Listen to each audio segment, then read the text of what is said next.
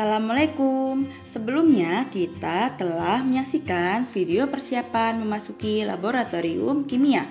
Dalam melakukan praktikum di laboratorium, kita seringkali menggunakan peralatan dan bahan-bahan kimia yang sifatnya belum kita pahami.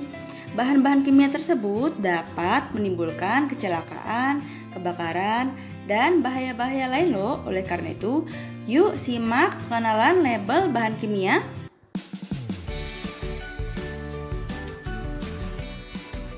Bahaya bahan kimia dapat kita identifikasi dari gambar segi 4 Natural Fire Protection Association atau NFPA Hazard Identification System. NFPA adalah standar label bahan kimia yang dapat mengidentifikasi resiko yang ditimbulkan dari bahaya bahan kimia dengan cepat dan mudah. Label NFPA berguna untuk menentukan peralatan khusus yang harus digunakan, prosedur yang harus dilakukan, atau pencegahan apabila terjadi situasi yang darurat. Berikut tampilan dari label NFPA. Simbol berwarna biru menunjukkan bahaya kesehatan. Yang berwarna merah menunjukkan mudah terbakar. Yang berwarna kuning menunjukkan tingkat reaktivitas. Dan yang berwarna putih menunjukkan peringatan khusus. Tingkat bahaya untuk label kesehatan mudah terbakar dan reaktivitas dihitung dari skala 0 sampai dengan skala 4. Semakin besar angka, maka resiko yang ditimbulkan akan semakin tinggi. Berikut contoh dari label NFPA untuk aseton dan asam nitrat. Selain itu, potensi bahaya bahan kimia dapat dikenali dari label bahan kimia. Menurut GHS Globally Harmonized System, ada 9 label bahan kimia. Apa aja sih label tersebut? Eksplosif atau mudah meledak. Artinya, bahan kimia yang mudah meledak dengan adanya gesekan atau benturan, panas atau bunga api, dan bereaksi dengan udara atau air. Contohnya adalah asam sulfat pekat,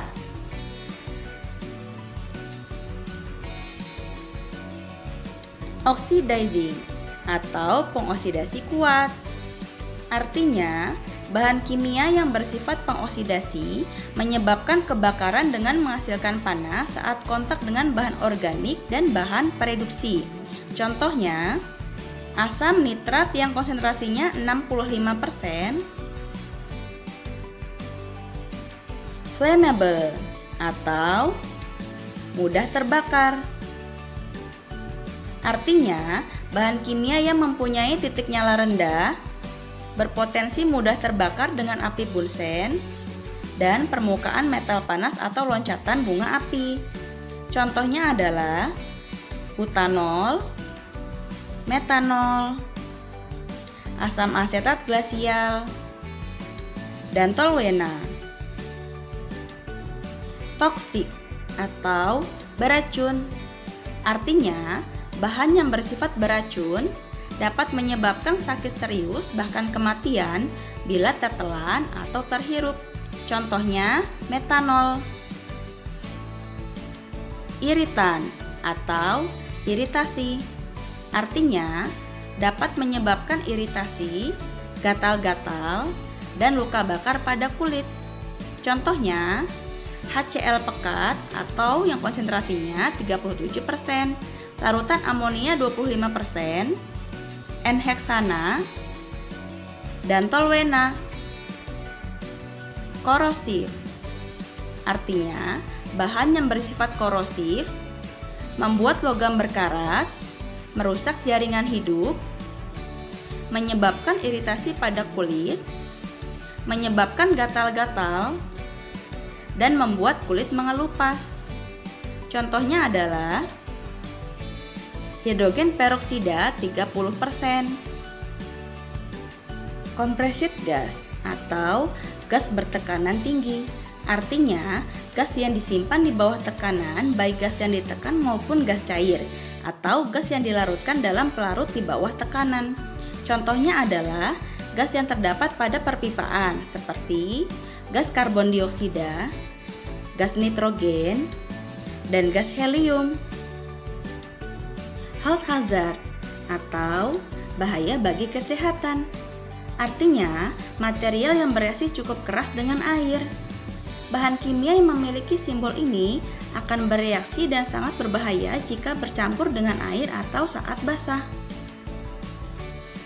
Contohnya, hidrogen peroksida 30%, N-heksana, metanol, dan toluena. Dangerous for the environment atau bahaya bagi lingkungan, artinya bahan kimia yang berbahaya bagi satu atau beberapa komponen lingkungan dan dapat merusak ekosistem. Contohnya, larutan amonia dan N-heksana. Terima kasih telah menyaksikan video ini dengan baik. Sampai ketemu di video selanjutnya. Wassalamualaikum.